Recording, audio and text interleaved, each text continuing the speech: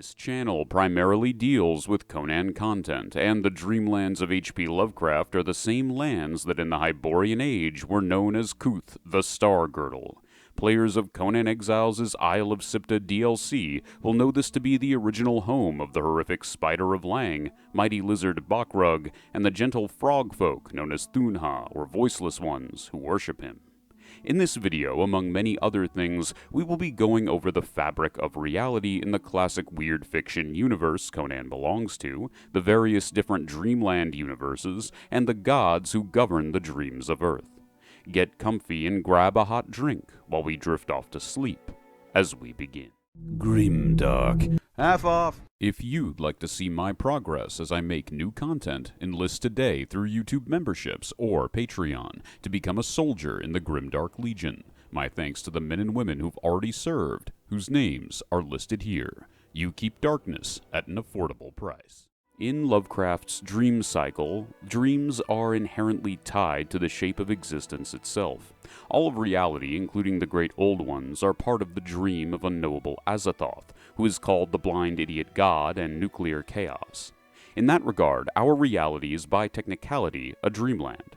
If one can accept this, then what I am about to tell you will not sound so strange. In the same way Azathoth dreams of our universe, so too do we possess this power. However, because we are not as powerful as great old ones, our great dream is subconscious and chaotically intertwined with all others from our universe. While Kuth is by name the Dreamlands of Earth, we know from the village of Ulthar, where no cat may be harmed, that these are also the encompassing dreams of every other planet in our universe. From this, we can derive the understanding that there is one great dream per universe. This means that this land was created from the dreams of Deep Ones, humanity, ape men, Mi-Go, and every other sentient or dream-capable creature native to our realm. The Outer Dark also has its own dreamland, referred to as Endara, the dreamland of demons, which complements this view. While we may never know what devils dream of, we are free to explore our own. Just like our world is to sleeping Azathoth, Kuth is also a physical place, which can be traveled to in the waking world through two known methods.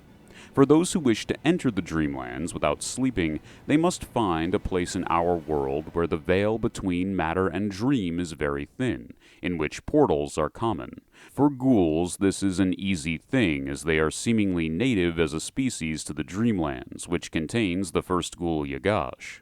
Many graveyards which ghouls frequent contain these portals, as do, we can theorize, any place of great death. In the Hyborian Age, it was very common to view the Dreamlands as an afterlife in its own right. There is also the possibility of maelstrom events occurring, which has been known to transport entities from Kuth to Earth and vice versa. This is a great storm common to certain islands like the Isle of Sipta. To be taken by it is to find oneself in some part of the Dreamlands.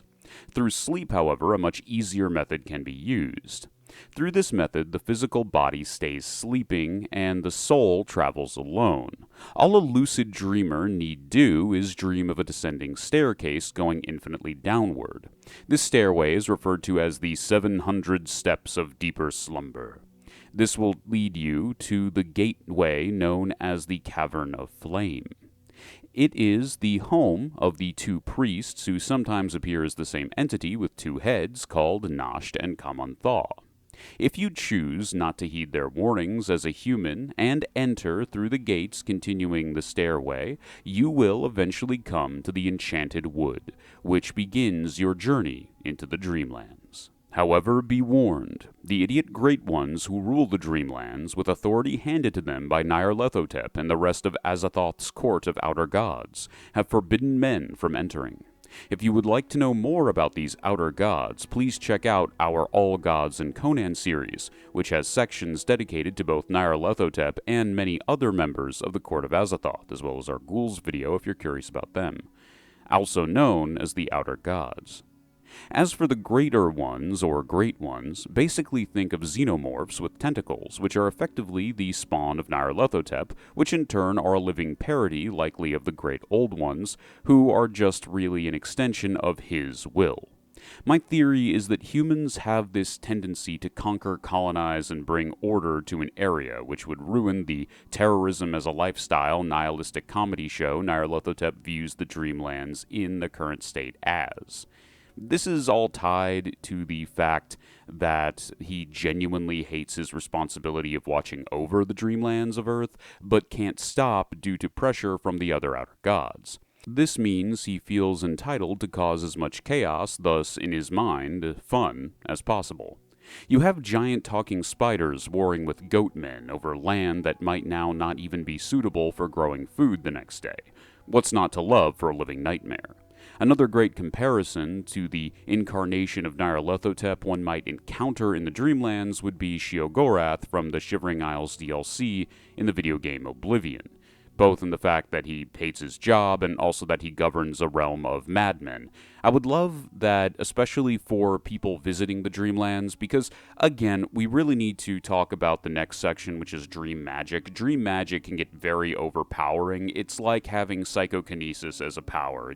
Anyone who visits superpower wikis or is aware of characters in the Marvel Universe like Legion knows how overpowered psychokinesis can get. It's literally reality bending. That's what dream magic is at higher levels. And so to keep that kind of soft-capped or nerfed, what you'd want to do is you'd want to make every single sort of sentient, in quotes, race in the Dreamlands kind of like the insane people you'd encounter in that Shivering Isles DLC, where they're absolutely insane and talking to them is genuinely like talking to a person who's lived in an insane asylum their whole life and has no idea how to communicate with the average person and can only speak to you through the contextual lens of their own delusions. That makes them much more fun and cool, and also since the men of the Dreamlands, which we'll go over in the next video, the men of the Dreamlands do appear as these kind of horned goat men, and they're also called the shepherd folk in some cases.